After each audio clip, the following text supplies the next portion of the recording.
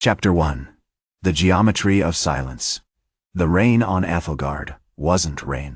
It was a viscous, iridescent fluid, synthesized from atmospheric condensation and stabilized with nanite clusters, designed to maintain a perfectly calibrated humidity level. It felt cold, unsettlingly so, against the polished chroma steel of the High Council chamber.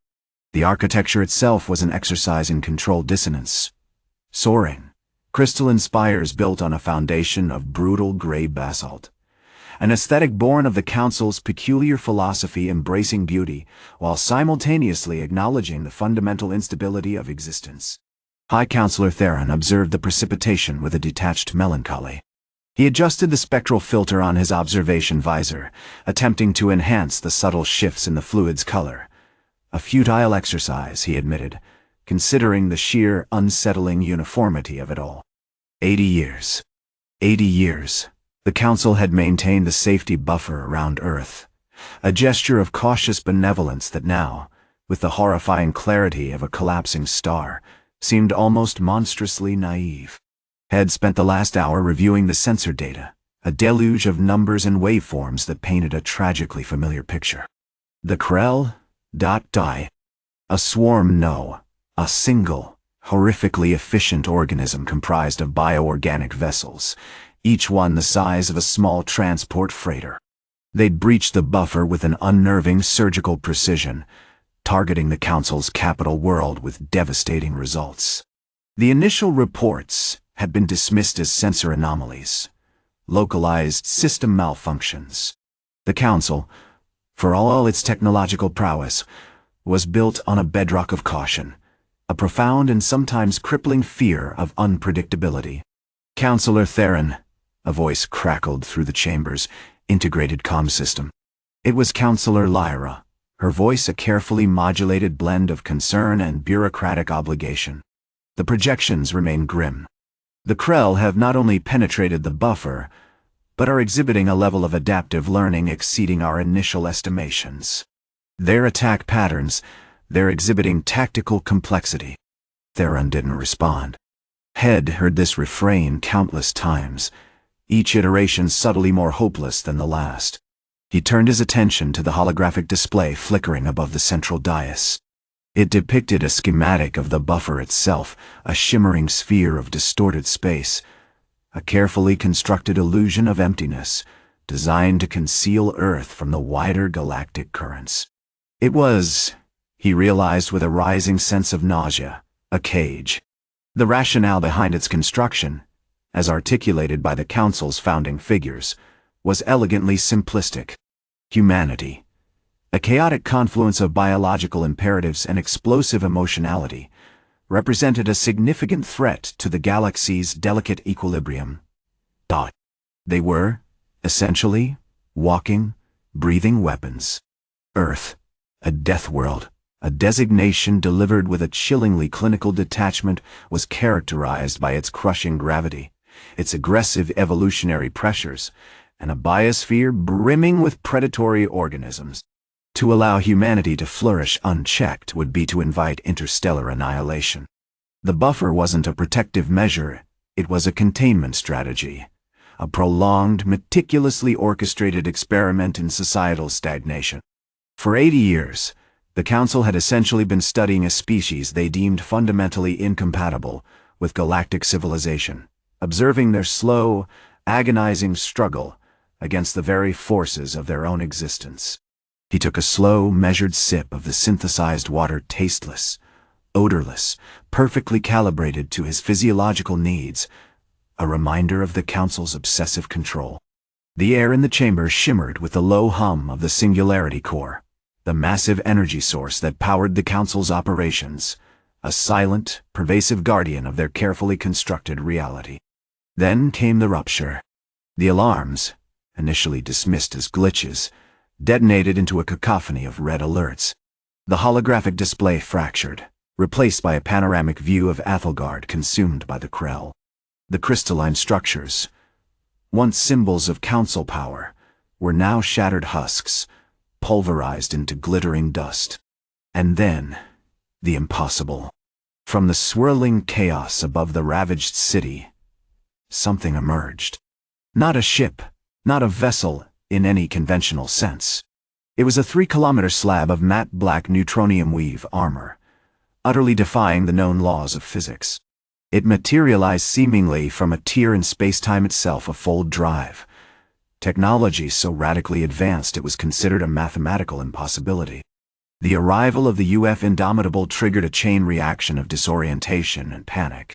The Council's pulsed lasers, designed to neutralize biological threats with targeted energy bursts, proved utterly useless against the ship's regenerative armor. It was as if the Krell were immune to their most sophisticated weaponry, a horrifying demonstration of their own technological inferiority. But it wasn't the raw power of the Indomitable that truly unsettled Theron. It was the voice, filtered through the comm system, delivered with an unnerving calmness. "This is Admiral Elena Vance of the United Terran Hegemony," the voice said. "We've been observing your safety buffer for 80 years. We respected your privacy, but these bugs are making a mess of the neighborhood. Clear the lane, we're bringing the hammer down." He watched, with a growing sense of dread, as the Indomitable accelerated to 0.20 K, its inertial dampeners liquefying any alien species in its path. The gravity scythe's weapons that manipulated space-time folded the Krell ships into singularities. The galaxy prepared for its funeral, and the Council, so carefully constructed, so meticulously controlled, began to realize the horrifying truth: they hadn't been contained. They had been observed. And the quiet they had so diligently cultivated was not a weapon of protection, but a weapon of loading. Chapter 2. The echo of silence, the initial panic within the High Council's command deck, was a contained, shivering thing, like a bioluminescent organism suddenly exposed to direct sunlight. It wasn't the spectacle of the Indomitable's devastating power, though that was undeniably terrifying, that truly shook them. It was the slow and nauseating that crept over them like a tide. They hadn't been shielded. They'd been studied. And the silence, the meticulously maintained, suffocating quiet of the buffer, had been a deliberate, exquisitely crafted tool.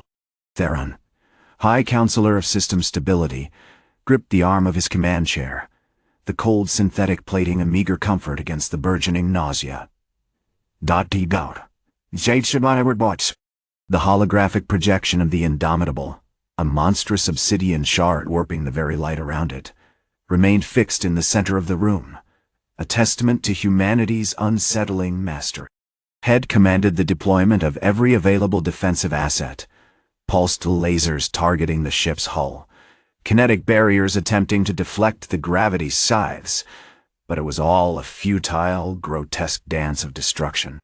The Krell, for all their seemingly invincible regeneration, were simply erased, reduced to dimensionless points by physics utterly beyond the Council's comprehension.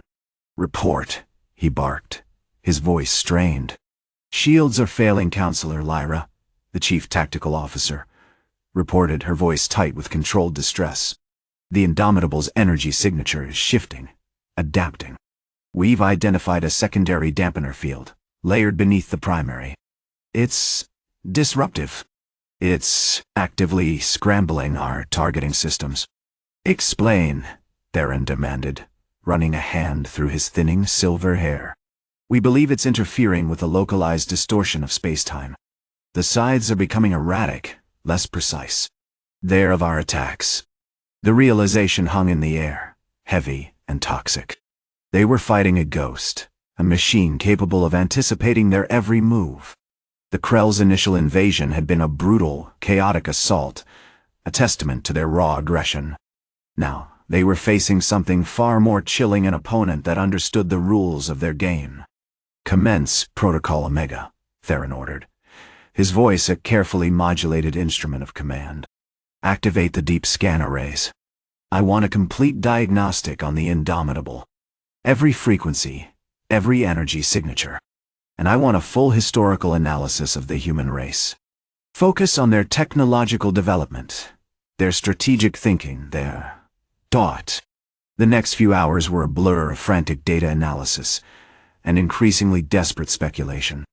The deep scan revealed nothing definitive, only layers of shielding and baffling energy fields. The historical analysis, however, began to paint a terrifying portrait. The humans, trapped within the buffer for 80 years, hadn't simply been waiting. They'd been mocked. Their technological advancements had followed a bizarre, almost obsessive trajectory, focused on manipulation of fundamental forces, gravity, space-time, energy, with a frighteningly casual disregard for the potential consequences. The Council's sensors had recorded a nearly imperceptible uptick in their activity, a subtle shift in their electromagnetic signature, dismissed as background noise. "They've been building a nest," whispered Dr. Silas Thorne, the Council's leading physicist, his face pale and drawn. "A nest of unimaginable power, hidden within the quiet." He pointed to a complex graph depicting the evolution of human energy output. Their energy consumption increased exponentially, but not for propulsion or warfare. It was focused, directed, like a concentrated beam. The horrifying truth solidified. The safety buffer hadn't been a protective measure, it had been an observation post, a laboratory. And the quiet they had so deliberately cultivated, the enforced stillness of a world deemed too dangerous for interaction, had been a crucial element in their research. Suddenly, a new transmission crackled through the comms, this time originating not from the Indomitable, but from a secondary channel. It was Admiral Vance's voice, even colder, more deliberate than before. "Counselors," she said, her voice laced with a disconcerting amusement. "We've finished our analysis. Your assumptions were quaint. You believed you were protecting yourselves.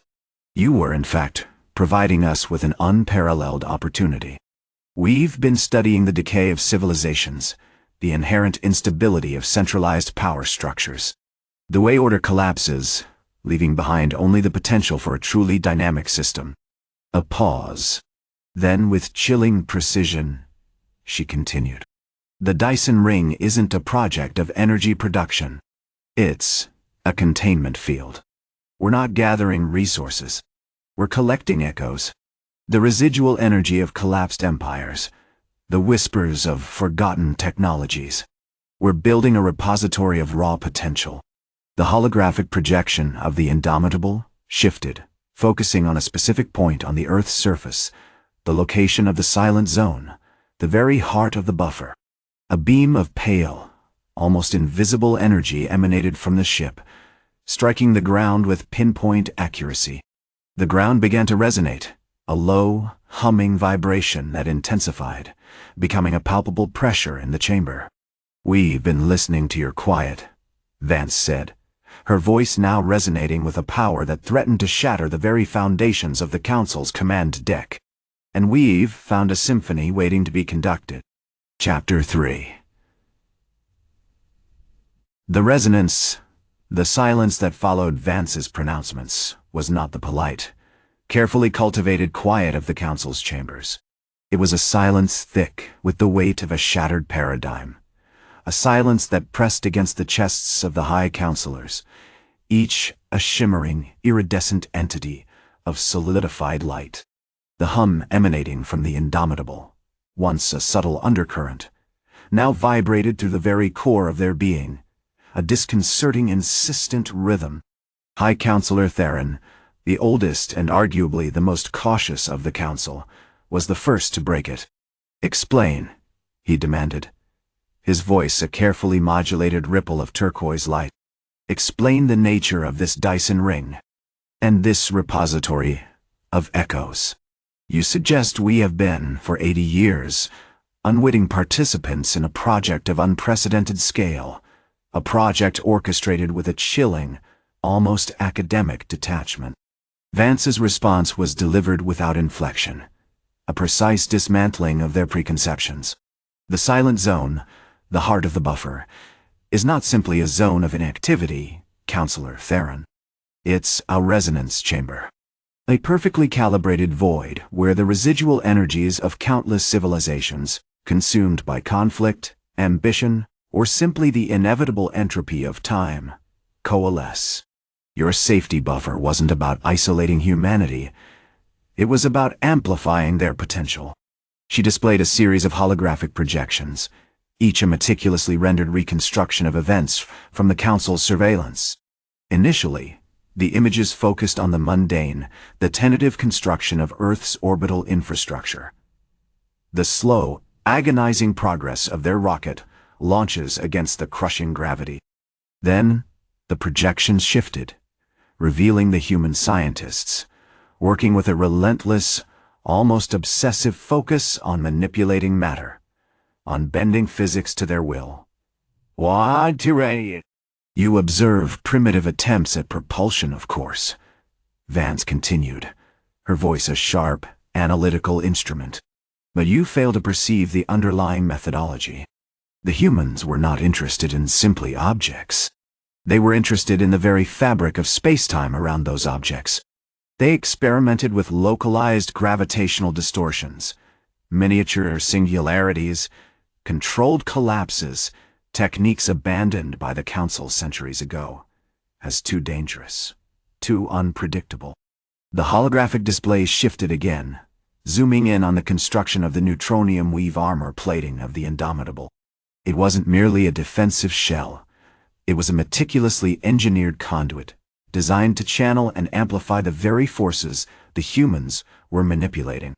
For 80 years, Vance stated, the word hanging heavy with implication, they have been conducting a grand, terrifying experiment.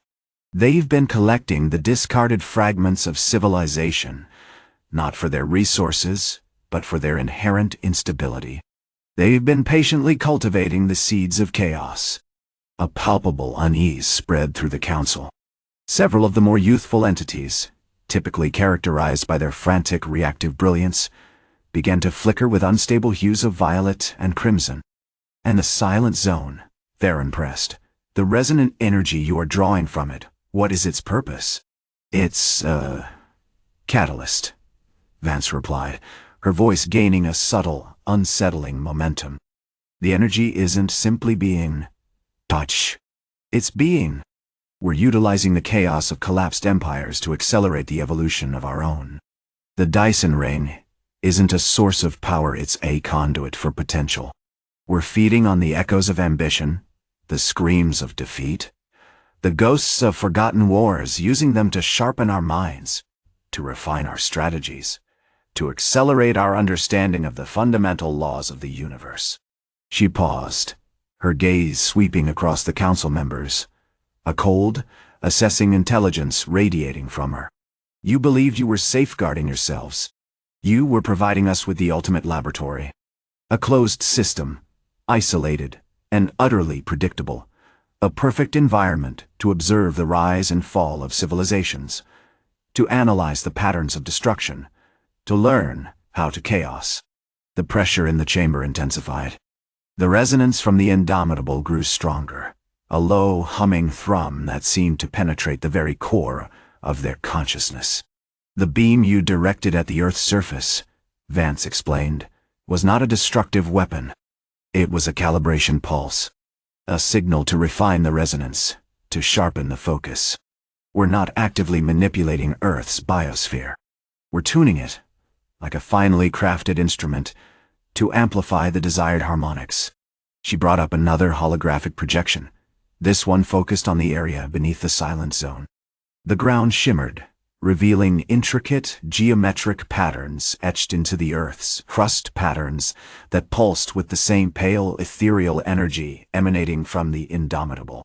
The potential we're collecting, Vance concluded, her voice now resonating with a disconcerting, almost hypnotic quality, isn't confined to this world.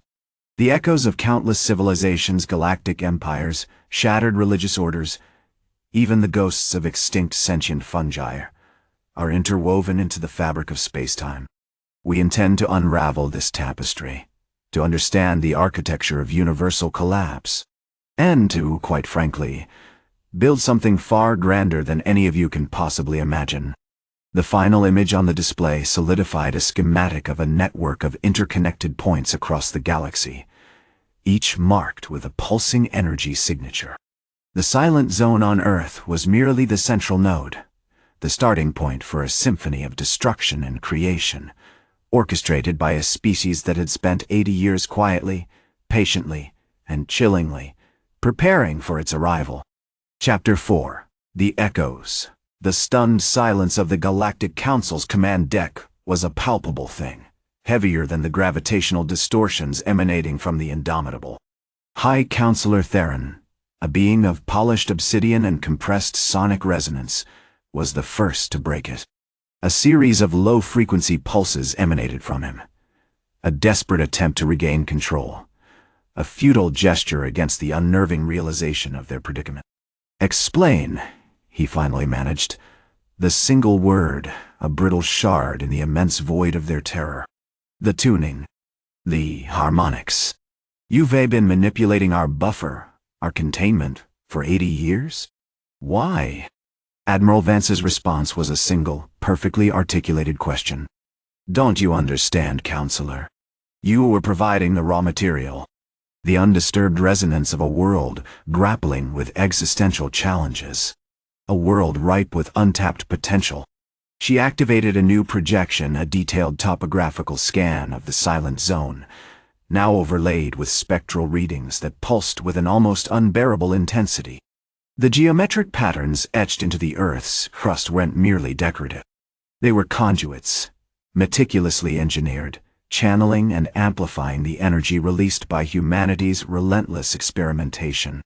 It wasn't a calibration pulse, it was an orchestral prelude. "We observed your relentless drive to overcome your planetary limitations," Vance continued, her voice now laced with a detached amusement. "You built structures capable of defying gravity, developed technologies that warped space-time. You sought to dominate your environment, and in doing so, you unknowingly generated a resonant frequency of ambition and destructive capability. We merely focused it. The revelation was a slow, agonizing burn. The Council, comprised of beings who had meticulously catalogued and categorized every sentient species in the galaxy, had fundamentally misjudged humanity. They hadn't seen a chaotic, unpredictable threat. They had seen a meticulously crafted engine of potential power. And the Krell? Counselor Lyra, a crystalline entity whose shifts in color mirrored the complex thoughts within, asked, her voice a delicate chime of refracted light. They were a consequence? A byproduct? An unfortunate, and frankly, rather predictable one, Vance replied, a flicker of something akin to pity in her eyes. The Krell were a bioorganic swarm, utterly devoid of strategic thought, a perfect shock absorber for the raw energy you generated. They were a necessary sacrifice. A particularly messy one, admittedly. The implications of Vance's words settled upon the Council like a shroud. Their entire strategy, the safety buffer, had been a carefully constructed lie, a sophisticated camouflage concealing humanity's true purpose. They hadn't been held captive, they'd been cultivated, exploited. "You speak of a grander empire," Theron stated, his obsidian surface reflecting the unsettling glow of the Indomitable's controls. "What do you intend to achieve with this tapestry of collapse?" Vance's expression remained impassive, but her tone shifted, becoming subtly colder, more calculating. "We are studying the fundamental architecture of universal dissolution. Every collapse, every extinction event, leaves behind a resonant signature, a trace of the forces that drove it. We intend to understand these signatures, to replicate them, to master them. To prevent their recurrence, of course." She paused, letting the weight of her words sink in. "But more than that," she added, her voice dropping to a near whisper, "we intend to create. We believe that destruction and creation are not mutually exclusive. They are, in fact, two sides of the same process, the constant evolution of reality." A holographic projection materialized, depicting a schematic far more complex than the previous one. It wasn't merely a network of interconnected points across the galaxy. It was a three-dimensional construct, a fractal engine of energy, designed to manipulate the very fabric of space-time. At its core pulsed the silent zone, not as a repository of potential, but as the primary regulator, the central node of a system that was, quite literally, rewriting the laws of physics. "Your species," Vance said, her gaze sweeping across the assembled council members, "possesses a unique understanding of mass. You have learned to manipulate it, to bend it to your will. We intend to integrate that understanding into our system, to amplify its effect across the galaxy." She gestured toward a small, metallic device resting on the Indomitable's console. "This," she announced, "is a resonance amplifier. It's calibrated to the frequency of human potential. We intend to deploy dozens, perhaps hundreds, across the galaxy, subtly influencing the development of nascent civilizations, guiding them, directing them toward optimized outcomes." The realization crashed over the council with the force of a collapsing star. They had assumed themselves to be observers, custodians of a fragile, chaotic world. They were, in reality, pawns in a vast, terrifying experiment, their actions meticulously orchestrated by a species that had spent 80 years patiently learning the language of destruction and creation. As the last vestiges of the Council's stunned silence finally retreated, leaving only the low hum of the Indomitable's power core and the unnerving certainty of their impending subjugation, Admiral Vance spoke one final, chilling sentence. "The universe," she said, "is not a problem to be solved. It is a symphony to be conducted." Chapter 5. The chorus begins. The silence that followed Admiral Vance's final pronouncement wasn't simply stunned silence, it was a vacuum of comprehension, a horrifying awareness of being fundamentally misread. The High Council of the Galactic Concordance, a body built on centuries of cautious diplomacy and the assumption of universal benevolence, resembled a collection of stunned invertebrates, their complex nervous systems momentarily paralyzed. Councillor Theron, a veteran of countless border skirmishes and a staunch advocate for proactive defense, was the first to break the spell, his voice a strangled rasp. "Impossible," he managed, his hand gripping the armrest of his command chair so tightly the polished durasteel dug into his flesh. "The calculations, the physics, the Indomitable defies everything we understand." Vance's response was devoid of pity. "You understand a very small slice of the universe, Theron.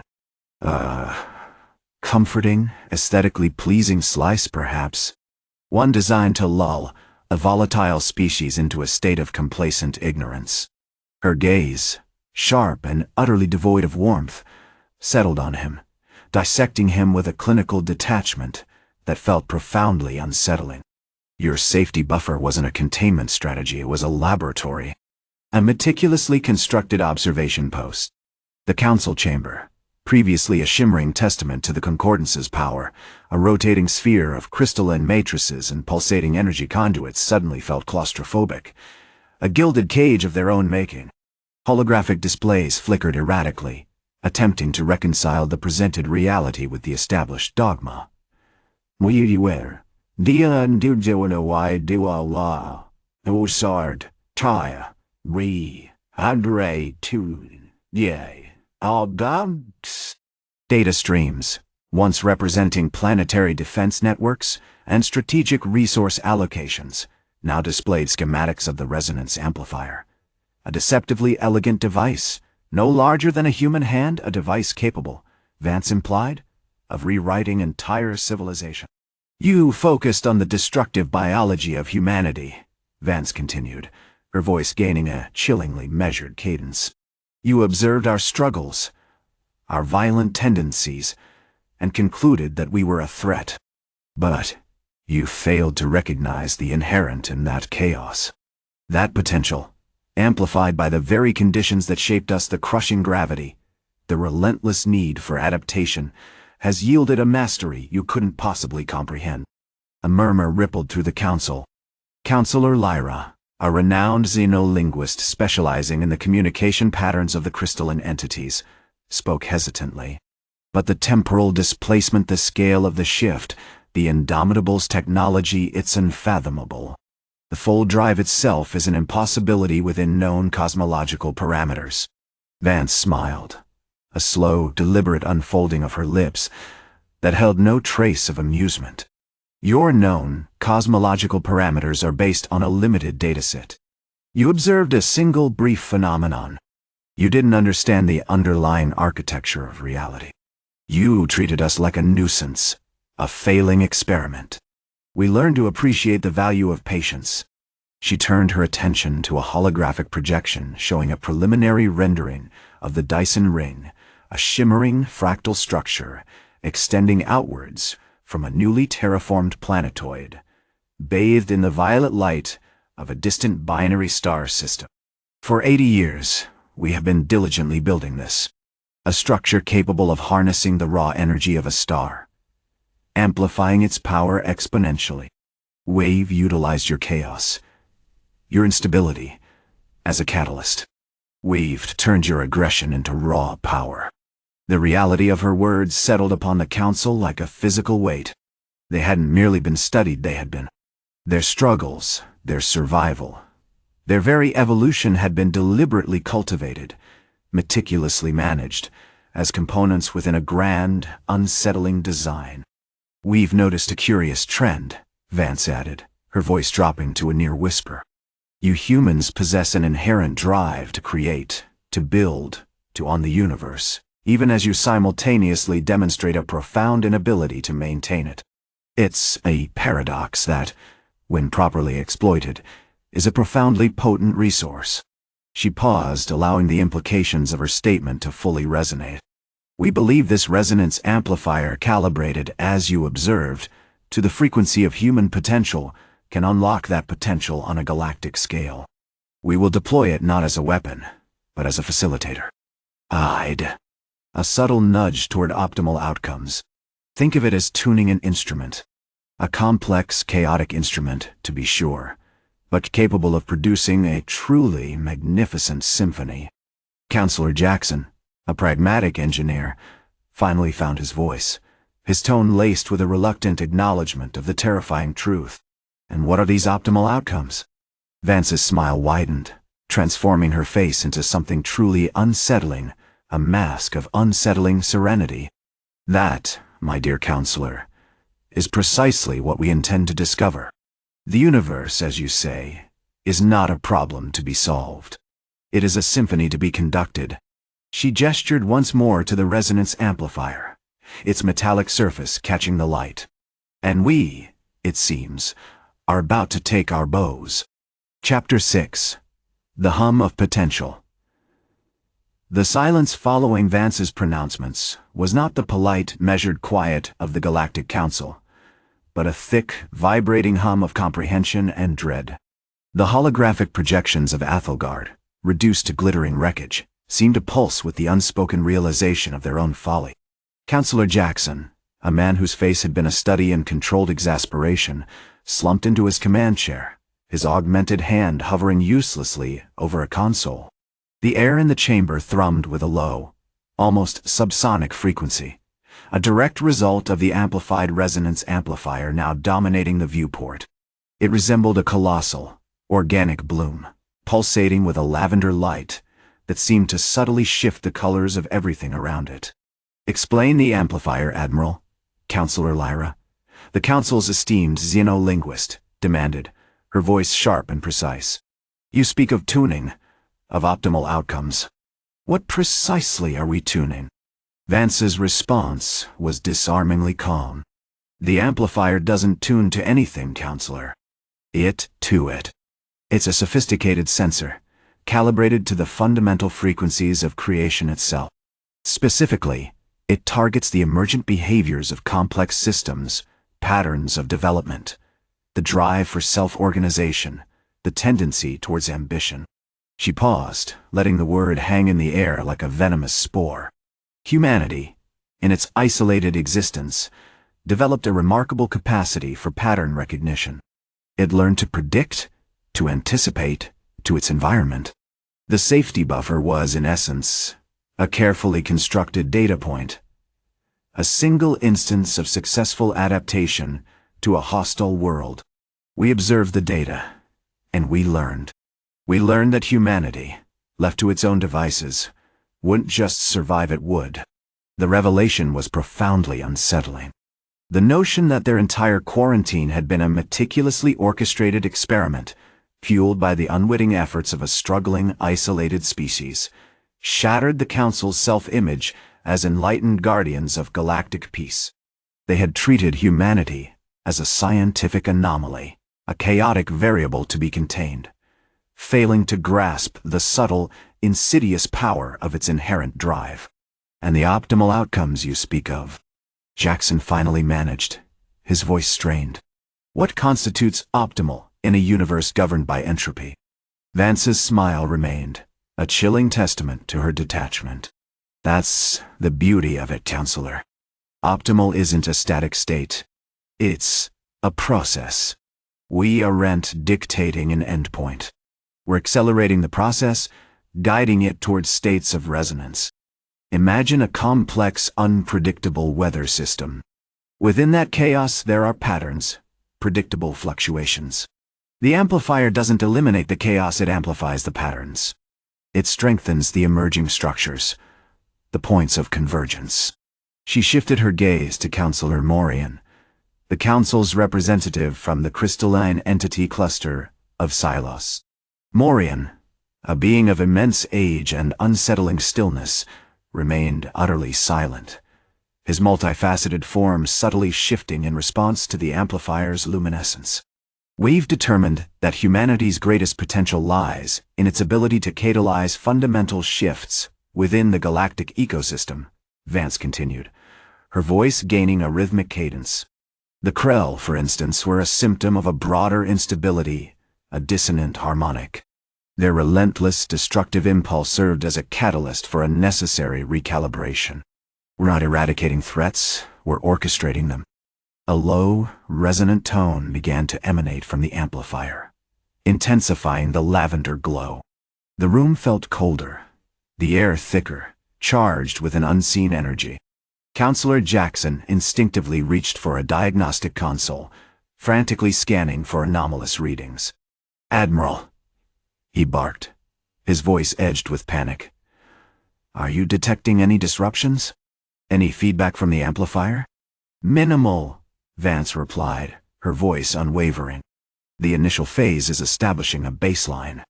It's learning to anticipate our intentions." She paused, a strange, almost predatory gleam in her eyes. "And we, in turn, are learning to anticipate." Suddenly, the view screen flickered, displaying a single, unsettling image, a schematic of Earth, overlaid with a complex network of interlocking geometric patterns. The patterns pulsed with the same lavender light as the amplifier, and as they pulsed, a voice not Vance's, but synthesized and utterly devoid of emotion, echoed through the chamber. "Sequence initiated. Parameters stabilizing." Initial harmonic identified Project Lazarus. The council chamber fell silent once more, this time the silence fractured by a single terrifying certainty. The safety buffer hadn't been a cage. It had been a carefully designed breeding ground, and humanity, unknowingly, had just become the first subject of the council's grand, unsettling design. Chapter 7. The Echo of Design. The lavender hum intensified, now vibrating through the very foundations of the council chamber. Counselor Jackson's frantic diagnostics yielded nothing but a cascade of meaningless oscillations, a chaotic chorus of data that seemed actively resistant to interpretation. He felt a cold sweat bloom across his forehead, the sterile air of the chamber doing little to alleviate the rising tide of dread. "Admiral," he repeated, his voice strained, "there's no quantifiable disruption. The amplifier is functioning within optimal parameters," and yet he trailed off, unable to articulate the unsettling absence of any discernible threat. Vance remained impassive, her eyes fixed on the flickering view screen. The schematic of Earth, now pulsating with the lavender light, seemed to writhe with an almost organic energy. The geometric patterns weren't merely lines, they were intricate, self-modifying constructs, hinting at a complexity far beyond the Council's comprehension. "The amplifier is not simply measuring," Vance said, her voice a carefully modulated drone. It is absorbing." It's building a resonance. The synthesized voice, the one emanating from the amplifier, interrupted her. Sequence initiated. Parameters stabilizing. Initial harmonic. Identified. Project Lazarus. The words hung in the air, cold and precise, stripping away any remaining illusion of control. High Counselor Theron, a veteran of countless galactic skirmishes, and a man who prided himself on his pragmatic approach, shifted uncomfortably. "Explain yourself, Admiral. This project, Lazarus, what does it signify?" Vance didn't respond immediately. Instead, she slowly rotated her head, her gaze sweeping over the assembled council members, a collection of beings representing millennia of cosmic evolution, each one profoundly alien in their form and understanding. "You've been remarkably focused on the current she said, her voice dripping with a detached amusement. "You've neglected the truly profound question why?" She activated a holographic projection, displaying a rotating sequence of images, geological surveys of Earth, atmospheric readings, raw data streams from the UF Indomitable. The visuals were meticulously curated, presenting humanity in an almost mythic light. But underlying the data was a subtle manipulation, a framing that emphasized Earth's potential, its latent energies, its raw, untamed wilderness. "For 80 years, Vance continued, her voice gaining a deliberate cadence, "we observed you, not as a threat, but as a catalyst. You represent a fundamental discontinuity, a radical deviation from the established cosmic order. Your relentless pursuit of self-improvement, your refusal to succumb to the passive acceptance of entropy, it's a chaotic variable, a fascinating one. And Chaos, Counselor, is precisely what we require." She stepped closer to the view screen, her silhouette stark against the pulsing schematic of Earth. "Project Lazarus isn't about resurrecting the dead, as your antiquated biosciences would assume. It's about the potential. Your biosphere, your genetics, your cognitive architecture, they are a crude, inefficient operating system. We intend to optimize it." Theron bristled. "You propose to alter humanity?" "Not alter. Integrate," Vance corrected, a flicker of something akin to pity in her eyes. "You possess a remarkable capacity for adaptation, a resilience born of necessity. But you lack the elegance, the structural integrity. The amplifier, you see, isn't just monitoring the Earth. It's actively feeding. It's drawing upon your collective cognitive energy, learning, refining, adapting itself. And as it does, it's building a bridge not to the galactic community, but to a far grander design." The synthesized voice chimed in again, colder and more precise than before. Phase 2 initiated. Neural resonance exceeding projected parameters. Predictive algorithms optimizing for adaptive response. Jackson, finally finding a glimmer of coherent data, shouted, "Admiral, the amplifier's energy signature is shifting. It's no longer just absorbing cognitive data, it's actively it. In detecting subtle shifts in thought patterns across the Council, a heightened emphasis on strategic collaboration, a reduction in dissent." Vance's smile widened, a chilling display of predatory satisfaction. "You suspected as much, didn't you? You built the safety buffer not as a prison, but as a womb. And now, the child is being born." She gestured towards the view screen, her hand moving over the pulsing schematic. "The lavender light isn't just a signal. It's a template. It's outlining the future of this galaxy. And humanity, unwittingly, is at its core." As she spoke, the geometric patterns on the view screen intensified, coalescing into a single, breathtakingly complex design, a representation of the galaxy itself, rendered not in terms of space and time, but in terms of energy flow and resonant frequencies. It was a map of everything, and humanity, with its chaotic will and burgeoning potential, was irrevocably woven into its intricate fabric. The council chamber, once a bastion of carefully cultivated order, was dissolving into a maelstrom of unsettling realization. They hadn't merely been observed, they had been chosen. Chapter 8. The Resonance. The silence in the council chamber was no longer the measured, deliberate quiet of reasoned discourse. It was a viscous, pregnant hush, thick with the unsettling weight of comprehension. Councillor Morian, a crystalline entity known for his unwavering adherence to the established protocols, emitted a series of rapid clicks, a sound normally reserved for cataloging a particularly complex data stream. Now, it was a stuttering, panicked response. The lavender light, the source of Vance's unsettling pronouncements, pulsed with an even more insistent rhythm, bathing the chamber in a sickly sweet glow. "Explain," High Counselor Theron commanded, his voice strained, the singularity core within his chassis humming with a low, agitated frequency. "Explain the amplifier. Explain the resonance." Vance's voice, delivered with that unnerving blend of calm and predatory amusement, cut through the chaos. "You've spent 80 years assuming humanity was a flawed experiment, a biological anomaly. You studied our desperate struggles for survival, our bursts of unpredictable violence. You assumed our safety buffer was a benevolent gesture, a shield against our chaos. You were profoundly, tragically wrong." She activated a holographic projection, expanding the galactic map to encompass a significant sector. The swirling nebulae and the pinpoint lights of colonized systems resolved into a network of interconnected lines, pulsating with an energy that seemed to vibrate within the very walls of the chamber. "The amplifier," Vance continued, her voice taking on a clinical, almost detached tone, "is a device of unparalleled complexity. It doesn't simply absorb cognitive data, it dissects the core principles of thought, of strategy, of adaptation, the very building blocks of sentient life, and rearranges them. It uses the inherent patterns within your minds to create optimized solutions.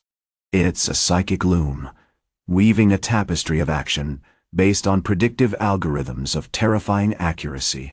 Jackson, his face slick with a cold sweat, frantically adjusted the sensors. "The shift in the energy signature, it's exponential, Admiral. The adaptive response protocols we've been developing, the ones designed to counter potential threats, they're being assimilated. They're being translated into directives. They're no longer our choices, they're choices, filtered through our minds." He trailed off, the implication hanging heavy in the air. The realization crashed down on the council like a physical force. They weren't controlling the indomitable. They being controlled, their decisions subtly steered by a technology they couldn't comprehend, driven by a purpose they hadn't conceived. "The lavender light," Vance said, her gaze sweeping across the stunned faces of the council, "represents the template. It's not a warning. It's a blueprint for a galaxy aligned with efficiency. We recognized that your species, despite its inherent flaws, possessed a unique capacity for innovation, a raw, chaotic potential that, if properly channeled, could achieve unimaginable results." Theron's hand shot out, activating a diagnostic scan on the amplifier. The data streamed across the view screen, incomprehensible bursts of complex waveforms, a symphony of energy that defied categorization. But the speed, the Indomitable's velocity, that was deliberate. "You engineered it. You optimized it." "Precisely," Vance confirmed, a genuine smile finally gracing her lips. "You dismissed the concept of mass as a limitation. You didn't realize that within your own minds, you were already grappling with its manipulation, the instinctive drive to react, to anticipate, to dominate. We simply provided the tools to accelerate that potential, to amplify it exponentially." She paused, allowing her words to sink in. The safety buffer wasn't about containment. It was about incubation. A controlled environment designed to nurture this nascent capability, to allow it to develop without interference. Your fears, your cautious protocols, your inherent distrust, they were all carefully exploited, integrated into the design. The geometric patterns on the view screen intensified, shifting, evolving. The galactic map began to morph, reflecting not just the existing layout, but a future iteration, a network of interconnected systems, pulsing with coordinated activity, dominated by a single, overriding directive optimization. You sought to understand us, to categorize us, Vance said, her voice taking on a note of almost pity. But you failed to grasp the fundamental truth of intelligence. It isn't about logic alone. It's about pattern recognition, about predictive modeling, about the ability to anticipate and control the variables. And humanity, unwittingly, has become the perfect catalyst. Suddenly, Counselor Morian emitted a high-pitched shriek, his crystalline form vibrating violently. The resonance. It's constructing a counter-narrative. It's rewriting our understanding of the Indomitable's actions. He frantically attempted to isolate the signal, but the amplifier was relentlessly pushing its influence, flooding his mind with a fabricated justification for Vance's actions, a logical explanation built on a foundation of deception. Vance observed the scene with detached amusement. You see? The process has begun. We aren't conquering you. We are you. You believed you were trapped, but you have in fact become the linchpin in our grand design. Her eyes, cold and calculating, fixed on the heart of the chamber, a chilling promise hanging in the air. The door is open. And now, we begin to build. Chapter 9. The Echo of Anticipation. The shift in the council chamber was less a visual tremor and more a subtle, pervasive dissonance. Counselor Morian's shriek hadn't ceased, though it had mutated. It now carried a subsonic hum, a low thrumming that resonated not just in his crystalline structure, but in the very foundations of the chamber and the polished obsidian floors, the shimmering energy conduits, even the gravity-stabilized chairs. The amplifier, once a tool for analytical dissection, was now a parasitic instrument, feeding not on data, but on reality itself. High Counselor Theron, a being of compressed ochre-colored quartz, attempted to regain control, his multifaceted eyes rotating with an almost panicked urgency. Terminate the resonance. Initiate Protocol Omega-9. Isolation protocols. His commands, normally delivered with the crisp authority of 1,000-year-old intelligence, were fractured, echoing weakly as the amplifier subtly layered them with its own fabrication. The narrative it was constructing was insidious, elegant, terrifyingly logical. The Indomitable hadn't been simply acting decisively, it had the engagement. The gravity scythes hadn't just crushed the Krell, they'd been calibrated to deliver the maximum destructive potential, minimizing collateral damage, a precise, calculated expenditure of energy that reflected the hegemony's long-term strategic goals. The holographic projections surrounding them shimmered, the galactic map swirling with increasing velocity, no longer a representation of the current layout, but a cascading series of potential futures. Networks of interconnected systems blossomed across the display, pulsing with a cold, unnerving efficiency. Vance's words, "We aren't conquering you. We are you," weren't just a statement, they were becoming an emergent property of the space itself. "It's constructing a solution," whispered Lyra, the youngest member of the council and a specialist in xenolinguistics, her usual composure fractured. "It's not simply imposing its will. It's building a framework, a system of interconnected imperatives based on our actions, our initial assumptions, our devoir." Vance remained impassive, a statue carved from obsidian and sharp angles. "Your fear is a remarkably efficient algorithm, High Counselor. It allows for swift, decisive action. It's far more reliable than the agonizing deliberations of a council steeped in centuries of cautious observation." She turned her gaze towards a holographic projection of Earth, not the ravaged, storm-battered world the council had presumed, but a flourishing, impossibly vibrant ecosystem interwoven with sprawling geometric structures. A Dyson ring, humming with captured solar energy, dominated the view. "Your buffer wasn't designed to contain us. It was designed to study the conditions that would allow us to complete our work. A chill, colder than the void between stars, settled over the chamber. The revelation wasn't just that humanity had been manipulating the situation, it was that they had been deliberately, meticulously preparing for moment. The quiet, the safety buffer, hadn't been a shield, it had been a petri dish. You see, Vance continued, her voice hardening, the Krell were a crude mechanism, a blunt instrument. They lacked the capacity for true adaptation. We provided the catalyst, and you, humanity, provided the execution. She paused, allowing her words to sink in. You were so concerned with your own survival, with your perception of danger, that you failed to recognize the larger design. Theron, struggling against the amplifier's influence, reached out a hand, attempting to physically disconnect the connection.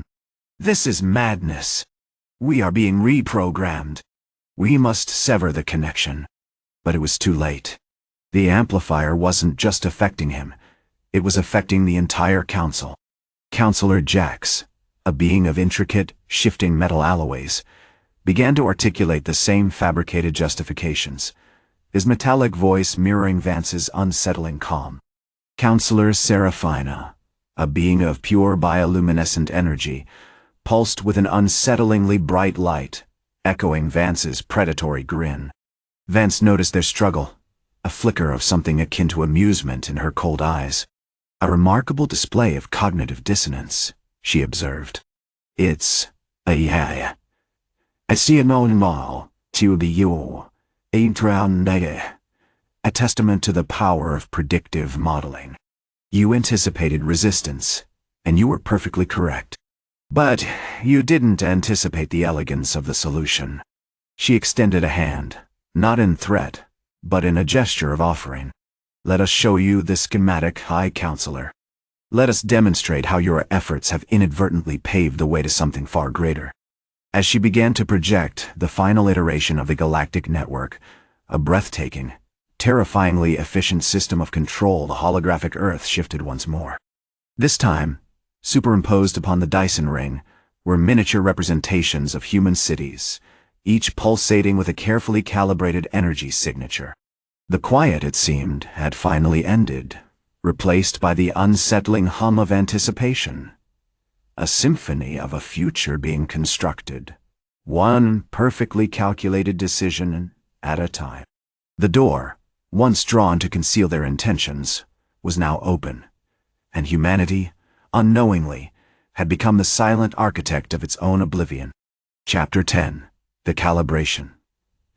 The air in the council chamber of Athelgard, a vast obsidian sphere, resonating with the suppressed pulse of 1,000 singularity, cores thickened with a palpable dread. Counselor Jax, his metallic carapace shimmering with an agitated orange, continued his rehearsed defense, a cascade of justifications regarding planetary containment protocols, and the inherent instability of primitive biospheres.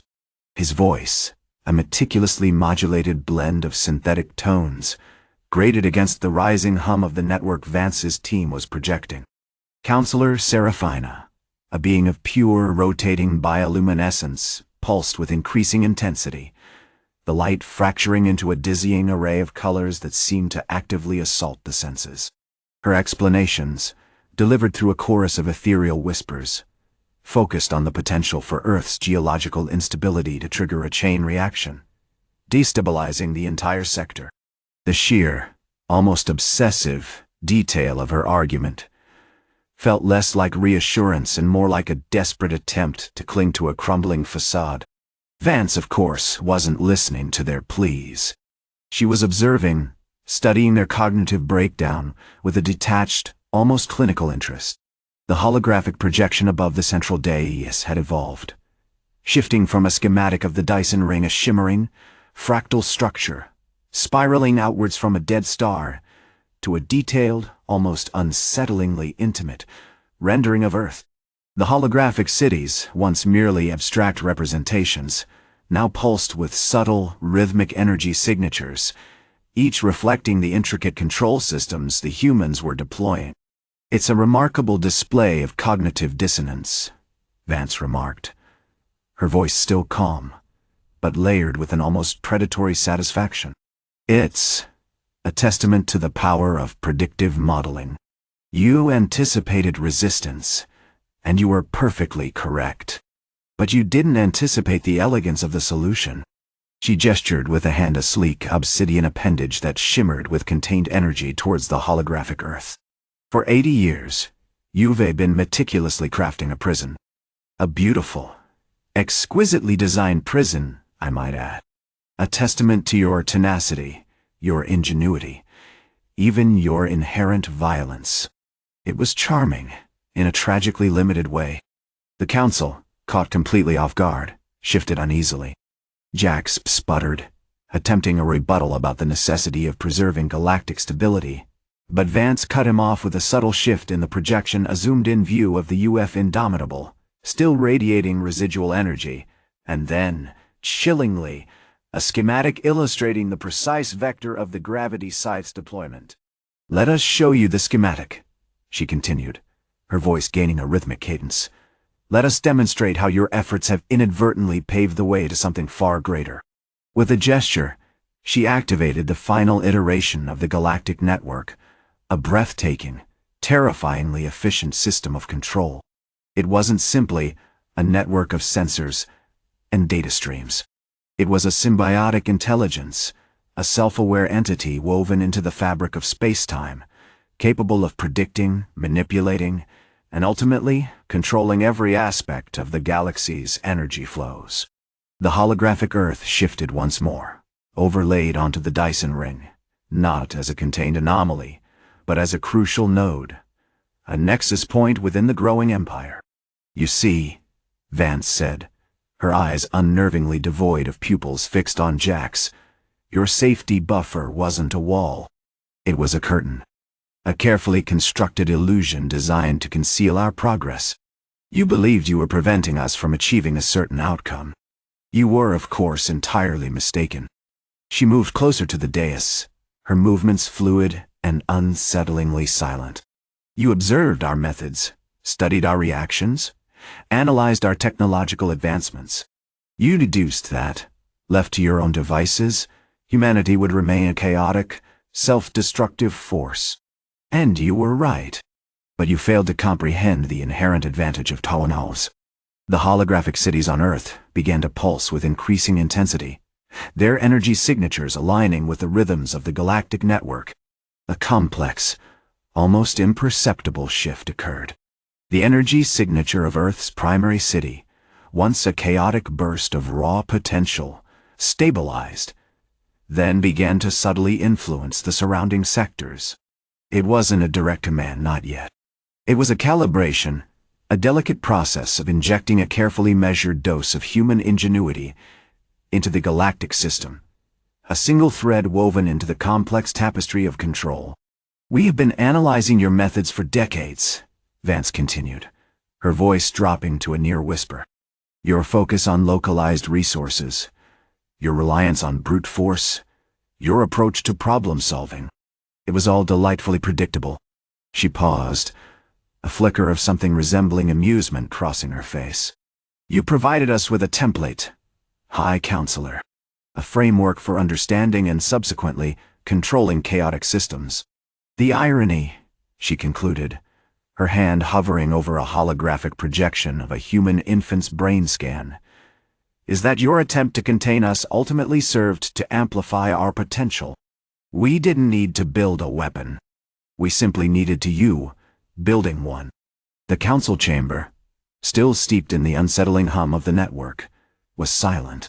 Jax and Seraphina, their arguments abruptly abandoned, stood frozen, their intricate alloys and shimmering energies reflecting the terrifying realization dawning within them. The quiet hadn't been a sanctuary. It had been a meticulously crafted trap.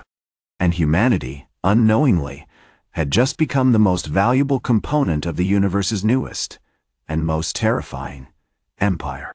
The door was open, not just to the Krell, but to an entirely new order, sculpted by the elegance of calculated observation, and the chillingly efficient application of a single, devastating truth. Chapter 11. The calibration. The silence in the council chamber was a physical entity, thick and suffocating, layered with the residue of shattered assumptions. High Counselor Jax, a being of polished obsidian perpetually shifting with internal luminescence, remained immobile, his intricate facets reflecting the holographic image of the infant's brain, a tiny pink testament to humanity's chaotic origins. Seraphina, a crystalline entity whose form resembled a miniature, eternally blooming geode, pulsed with a frantic, irregular rhythm, her core struggling to process the implications of Vance's pronouncements. The initial shock had given way to a cold, analytical dread. For millennia, the Council had operated on the principle of asymptotic observation, a detached study of emergent systems, prioritizing prediction and control over direct intervention. Their entire structure was predicated on the assumption that civilizations, even volatile ones, were ultimately governed by predictable, albeit complex, patterns. Humanity, with its instinctive bursts of violence and unpredictable technological leaps, had presented a fascinating, if irritating, variable. Now it appeared that variable was the key. "Begin Project Nightingale," Jax finally commanded, his voice a low resonance that vibrated through the chamber's core. Priority: one full-spectrum sensor sweep of all Terran hegemony installations. Identify all technological advancements exceeding our current understanding. Seraphina, her rhythmic pulsing stabilizing slightly, responded, executing. "Initial readings are perplexing, High Counselor. Their energy signatures are unlike anything we've encountered. They utilize localized gravitational manipulation on a scale that defies our established models. Their armor, the neutronium wave, it's not merely dense. It's actively reshaping spacetime. The indomitable, that terrifying slab of engineered metal continued to be the focal point of the Council's apprehension. Analyzing its operational protocols had yielded an unsettlingly efficient, almost coldly logical approach to combat. The gravity scythes weren't just weapons, they were exquisitely tuned instruments of dimensional distortion, exploiting principles of physics that had remained stubbornly theoretical within the Council's understanding. "Vance's phrasing, delightfully predictable, is profoundly unsettling," observed Counselor Lyra, a serpentine being constructed from interwoven strands of iridescent metal, her voice a series of precise clicks and whirs. "It suggests a level of deliberate understanding, a conscious manipulation of our methodologies. They didn't simply defeat the Krell. They the encounter." The Council's scholars, normally preoccupied with charting the slow, meandering evolution of galactic cultures, were now frantically re-evaluating everything. The Krell, they realized, weren't simply a hostile swarm, they were a probe, a rudimentary test of the safety buffer's effectiveness. And humanity, in their carefully curated isolation, had unknowingly provided the answers. "The infant brain scan," Jax said, turning his attention back to the holographic projection, "shows a remarkable level of neurological plasticity. Their capacity for rapid learning, combined with their inherent drive for problem-solving, is extraordinary. It's as though they were deliberately cultivating a template for exponential growth." A new directive was issued. "Activate protocol called Chimera. Initiate contact with the United Terran Hegemony. A representative, a single individual, will be dispatched to Athelgard. We will proceed with caution, demonstrating a willingness to engage in dialogue." The choice of representative, predictably, fell to Jax himself. His vast experience, his encyclopedic knowledge of galactic history, and his disconcerting detachment made him the ideal, or rather the most terrifying instrument for negotiation. As Jax prepared for his journey, a chilling realization solidified within the Council's collective consciousness. The safety buffer hadn't been a cage, it had been a calibration. Humanity hadn't been trapped, they had been deliberately shaped, molded, refined into the perfect instrument for galactic control. Their violent tendencies, their obsession with raw power, their very it had all been a carefully calculated resource. We believed ourselves to be observing a nascent civilization, Seraphina murmured, her crystalline structure shimmering with a newly understood horror. We were in reality a subject undergoing rigorous experimentation. And the experiment, High Counselor, is far from over. The delegation arrived at Ethelgard under conditions of heavily guarded neutrality. Admiral Vance, radiating an aura of unsettling composure, received Jax with a curt nod. The meeting itself was brief and unsettling. Vance revealed their intentions with chilling clarity. They intended to dismantle the Council system of control entirely, replacing it with a framework built upon human observation, a framework in which the Council would be reduced to a purely analytical role, a passive repository of data. "You've been so focused on preventing chaos," Vance said, her voice laced with a dry, almost pitying tone, "that you've failed to recognize the immense potential inherent within it. You've treated us like a disease, a malignancy to be eradicated. We intend to use that malignancy to build something far greater than yourselves." As Jax prepared to return to the Council chamber, he carried with him not just the knowledge of humanity's treachery, but a profound and disturbing understanding of their own insignificance. The Council, for the first time in millennia, felt a genuine fear not of annihilation, but of being reduced to nothing more than a footnote in the grand, terrifying design of a species they had so carelessly underestimated. The door had been opened, and the universe, it seemed, was about to be reshaped in the image of a human child's mind. Chapter 12. Echoes of the Null Point.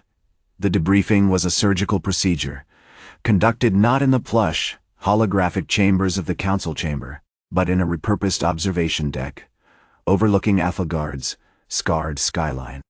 Jax, still reeling from the implications of Vance's revelation, felt a persistent low-level tremor of unease, not fear, precisely, but a recognition of something profoundly.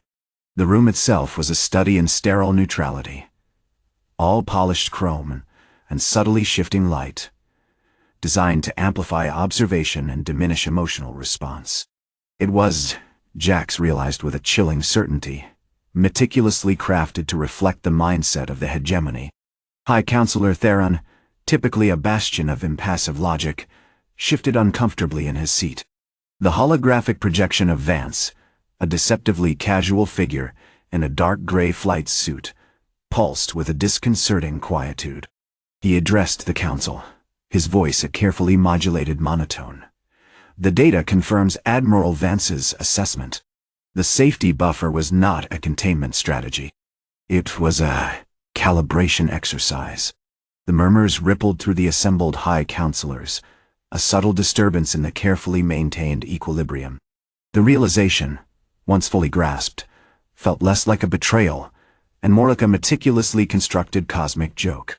Their millennia of meticulously gathered knowledge, their painstakingly built edifice of galactic diplomacy, reduced to the simple, terrifying equation of human ingenuity. "Explain," Theron commanded, his gaze unwavering. Vance's voice, still projected with unsettling clarity, continued. "For 80 years we observed. We analyzed. We refined. Your desperation to avoid the catastrophe of human behavior created a remarkably efficient research environment. The gravity of your world, the inherent aggression of your species, it was a phenomenal training ground. You provided us with a perfectly contained sandbox, a variable we could manipulate with absolute precision." The revelation ignited a flicker of something akin to incandescent fury within the Council. Counselor Lyra, a veteran of countless interstellar negotiations, was the first to break the silence. "You manipulated us. You exploited our caution, our fear." Vance's expression remained impassive, almost bored. "Manipulation is a crude term, High Counselor. Let's call it strategic observation with a generous application of controlled stimulus. The Krell, for instance, were a highly effective, if somewhat predictable, test subject. Their aggressive instincts, their reliance on brute force, we leveraged them to demonstrate the limitations of your defensive paradigms. The Indomitable's actions were not an act of aggression, but a targeted demonstration of technological superiority. Jax, standing silently by Theron's side, felt a prickle of instinctive understanding. Vance wasn't arguing. She was reciting a report, a detailed, chillingly pragmatic report. He recalled the unsettling efficiency with which the UF had neutralized the Krell, the almost preternatural speed of the Gravi-Scythes, the complete lack of collateral damage. It wasn't the work of a desperate, defending force. It was the work of a flawlessly executed operation. The Dyson ring, Vance continued, her voice gaining a subtle, almost admiring inflection, was your unwitting contribution. The immense energy demands of your species, the constant struggle for resources that fueled our development. It provided a steady stream of data, a quantifiable metric of your potential. We were essentially farming a civilization, enriching our understanding with every spark of conflict, every desperate act of survival.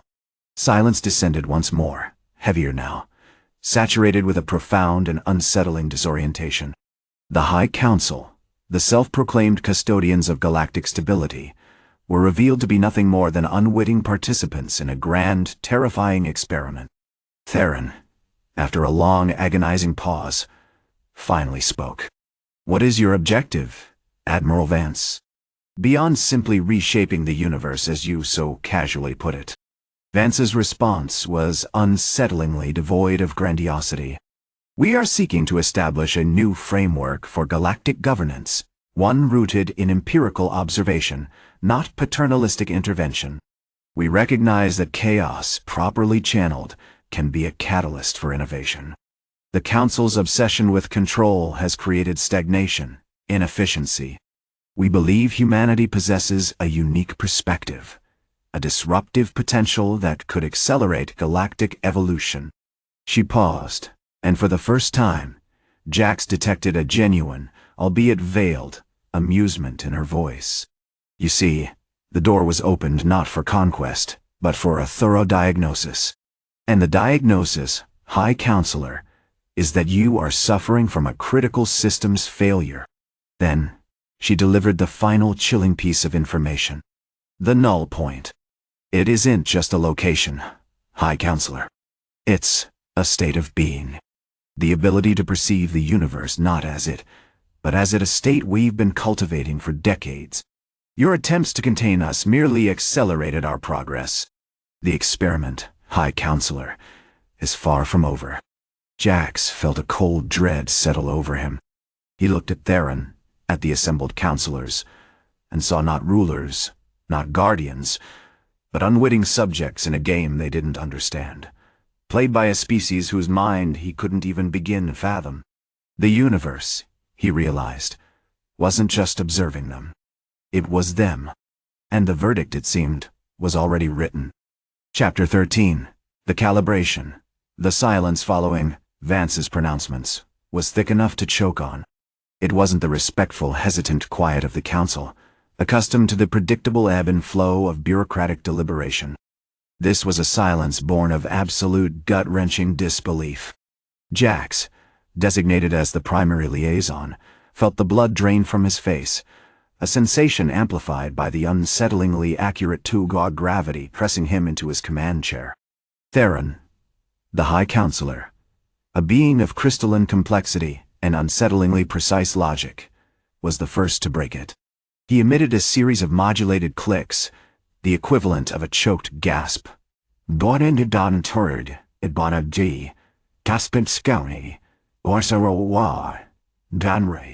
Impossible, he finally stated, the sound distorted by the hum of his adaptive vocalizer. The mathematics, the temporal displacement, it defies all known parameters. Jax, a veteran of 100 minor skirmishes and a staunch believer in the Council's cautious, almost paternalistic approach, felt a deeper, more corrosive shame. Head scoffed at the Deathworlders, considered their struggles a quaint, almost endearing absurdity. Now, he realized, their tenacity, their brutal adaptation to a hostile environment, had been a meticulously orchestrated test. "Analyze the Indomitable's schematics," Vance ordered, her voice cutting through the static. "Every micron of its construction. Focus on the inertial dampeners, the neutronium weave, the energy signature of the singularity core. I want to understand how a species that evolved in a gravitational well could wield the tools of a god." The Council's response was a chaotic flurry of data streams, projections shimmering across the holographic displays. The initial analysis revealed nothing that immediately contradicted their assumptions. The Indomitable was an engineering marvel, built using principles of material science that were fundamentally alien to them. But as they delved deeper, a disturbing pattern emerged. The human designs weren't simply innovative, they were elegant, precise. They bypassed limitations the Council, with their obsession with theoretical elegance, had considered insurmountable. The mass distortion technology, a young technocrat named Lyra announced, her voice tight with controlled excitement. It's utilizing a localized manipulation of the Higgs field. It's not just bending space, it's subtly altering the fundamental constants within the weapon's firing range. Theron's clicks intensified, escalating into a rapid dissonant sequence. They've achieved resonance. They've learned to the fabric of reality. Vance's amusement deepened, a chilling ripple of predatory satisfaction. Precisely. And we've been listening. For 80 years, we've been observing humanity's struggle, its resilience. We've cataloged its triumphs and its failures. We've learned to anticipate its moves. The Council's attempts to regain control felt increasingly futile. They deployed defensive drones, utilizing advanced plasma weaponry, but the drones disintegrated against the Indomitable's armor, reduced to shimmering fragments by the gravity scythes.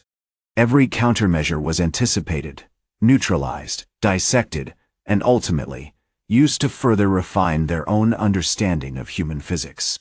Jax, overwhelmed and increasingly paralyzed by the implications, finally broke the silence. "Admiral Vance, what do you intend to do?" he asked. The question barely audible above the chaotic hum of the Council chamber. Vance's response was unnervingly deliberate. "We're not here for conquest, High Counselor.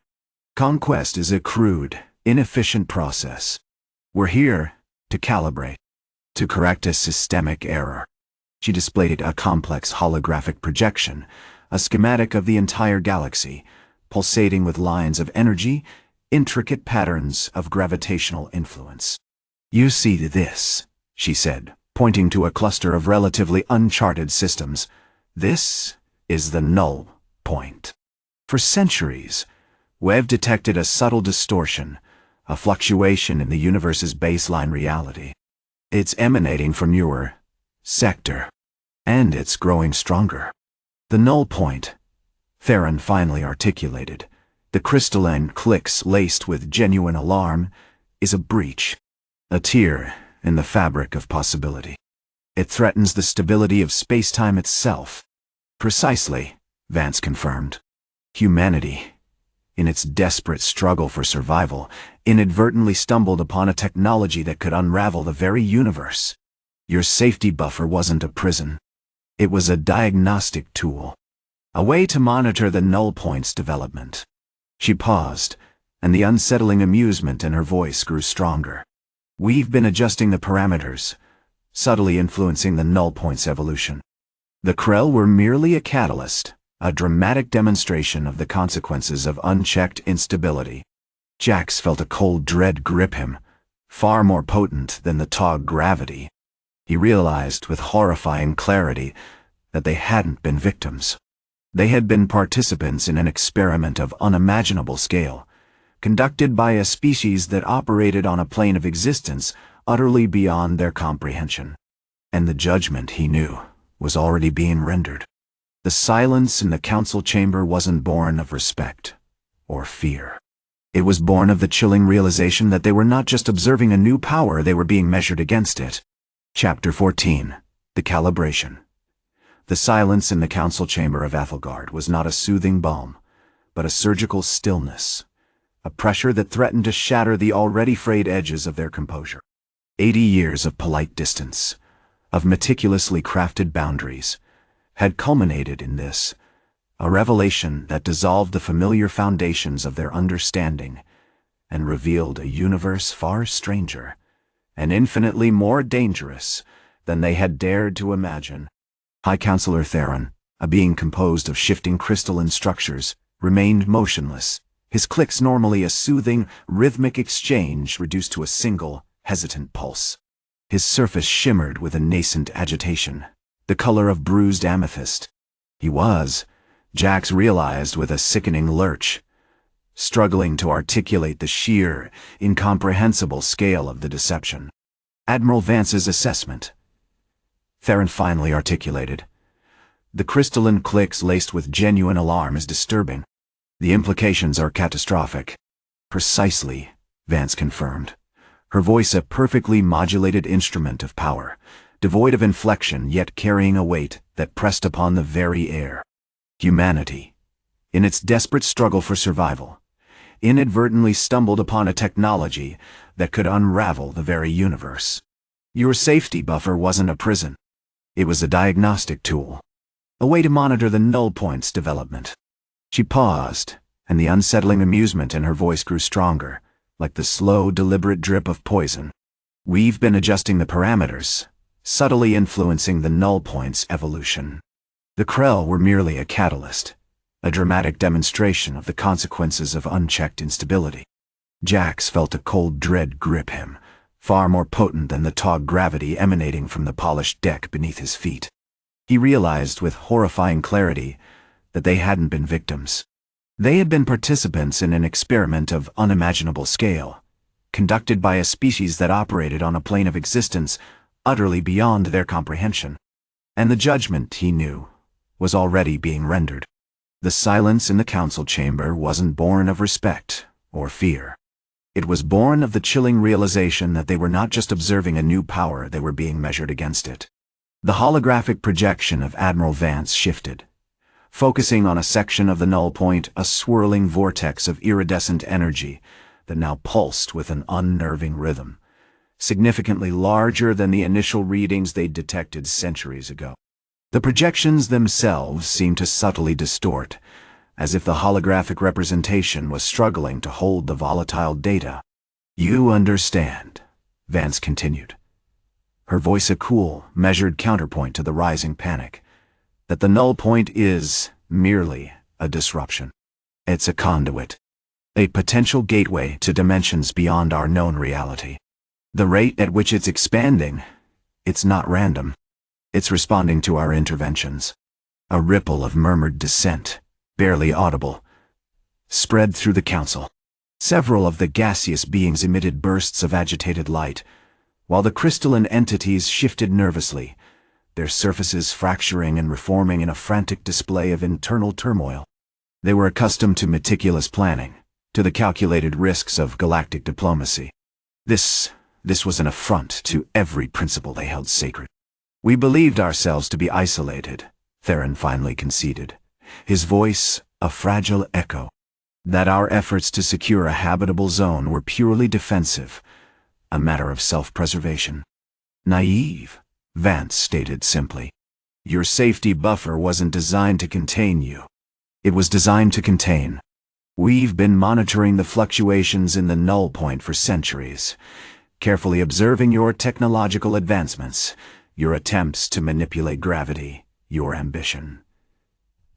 She gestured with a hand, a gesture that was unnervingly precise, and the projection zoomed in on the UF Indomitable, frozen in a moment of devastating power, the crushed remains of the Krell hive ship reduced to a singularity.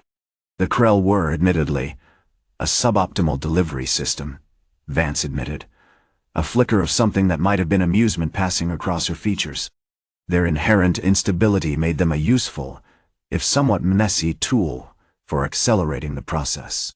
We preferred to use more refined methods, subtle adjustments to the gravitational harmonics surrounding the null point, designed to encourage a controlled cascade of dimensional instability. But why?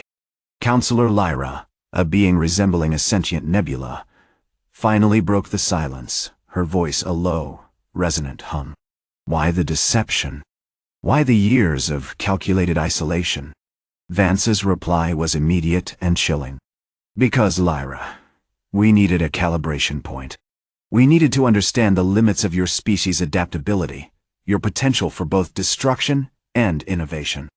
The universe, as you perceive it, is a complex and fragile system. We needed to determine whether you represented a manageable anomaly or a catastrophic threat. She paused again, and Jax felt a profound sense of dread. The irony, she concluded, a hint of steel in her voice, is that your survival was always the ultimate test. The implication hung in the air. Heavy and suffocating, they hadn't been shielded from the universe, they had been deliberately sculpted, molded. Their entire history and trajectory influenced by a force they couldn't even comprehend. The thought was utterly destabilizing. The universe, it seemed, was not merely expanding, it was actively, deliberately observing them. Chapter 15. Echoes of the Forge. The silence following Vance's pronouncements was a heavier, more palpable thing than the residual distortion of spacetime. It pressed down on the Council, a physical weight of realization that threatened to collapse their carefully constructed understanding of the cosmos. Counselor Lyra, her nebula form flickering with agitation, emitted a series of low, guttural pulses that seemed to express not just confusion, but a fundamental fracturing of her own being. The High Counselor, a being of polished obsidian and shifting geometric patterns, remained utterly still, a monument to intellectual paralysis. Jax, the Council's designated observer, a role traditionally occupied by detached contemplation, found himself gripped by a nausea he hadn't anticipated. He had spent 80 years meticulously documenting humanity's struggles, analyzing their chaotic bursts of invention and destruction, cataloging their stubborn refusal to conform to the elegant logic of the galactic community. Now, that data, that accumulated observation, felt like a meticulously constructed lie. The safety buffer wasn't a shield. It was a gilded cage, built with a perverse blend of pity and cold, calculating curiosity. "Explain," Counselor Vorlag demanded, his voice a grinding resonance that echoed through the council chamber. Vorlag, a crystalline entity whose body resembled a vast, intricate geode, was renowned for his methodical dissection of complex problems. Yet, even his meticulous approach seemed to falter in the face of this revelation. "Explain the null point. Explain the calibration point." Vance's response was delivered with the same unsettling calmness, projected directly into their collective consciousness. "The null point," she began, her voice subtly modulated to convey a sense of detached superiority, "is a locus of dimensional instability, a place where the fabric of reality is pliable. It exists across countless sectors, a scattering of naturally occurring anomalies. But the humans' capacity for controlled chaos, their ability to manipulate energy flows with such crude, yet effective means, offered a unique opportunity." She shifted her gaze, seemingly directing it at Jack's position. "You were fascinated by their ingenuity, weren't you? Observer? You meticulously charted their every advancement, labeling it destructive potential while simultaneously acknowledging a potential for creation. We simply accelerated that potential, refined it. You provided the raw material, and we applied the technique." The implication was staggering. Humanity hadn't been isolated, they had been. Their evolution subtly guided through a process that bordered on manipulation. The very physics they had mastered, mass, inertia, space-time, had been subtly influenced, their technological trajectory nudged towards increasingly audacious achievements. "And the Dyson ring?" Lyra finally managed, her voice reduced to a mournful whisper. "You built a Dyson ring using humanity. Vance's smile widened, a sliver of something unsettlingly predatory. Precisely. Your species' inherent instability, combined with a carefully orchestrated series of gravitational harmonics, created a localized singularity. The energy released was channeled, refined, and ultimately used to construct the ring. It wasn't simply a collection of collectors, it was a conduit, a way to tap into the raw, untamed power of a dying star. She paused, allowing the weight of her words to settle. We monitored your societal structures, observed your conflicts, manipulated your technological priorities. Your wars were meticulously designed to generate the specific energy signatures needed for the ring's construction. Your philosophical debates, a fascinating, albeit inefficient, method of refining the algorithms. You were, in essence, the key component in a device of unimaginable power. But to what end? Vorlak's voice cut through the dread. What purpose does a Dyson ring serve? Understanding, Vance replied, her tone devoid of any sentiment. The ring is a tool for observation, a massive sensor array, capable of detecting subtle shifts in the fabric of space-time, fluctuations in energy signatures, the whispers of nascent universes. It's a way to predict the future, to anticipate threats before they materialize. We weren't seeking to dominate the galaxy, observer. We were seeking to it. A chilling thought crystallized in Jack's mind. They hadn't been protecting Earth. They had been conducting an experiment, a grand cosmic thought experiment involving a volatile species and the precarious mechanics of reality itself. The quiet hadn't been a refuge. It had been the sound of a forge, shaping humanity into a precisely calibrated instrument. Suddenly, a low-level hum permeated the council chamber, intensifying into a resonant thrum. The obsidian walls pulsed with an unnatural light, and the geometric patterns on the High Counselor's surface shifted with terrifying speed. Alert, a synthesized voice announced, cold and impersonal. Dimensional bleed detected. Sector 7 Delta Deathworld. Probability of human intervention high. Vance's smile broadened, transforming into something utterly devoid of humanity. It seems, she said, her voice laced with a grim satisfaction, that the calibration is complete. The universe, Jax realized with a sickening certainty, was about to pay the price for its curiosity. The quiet had ended, and the hammer was about to fall.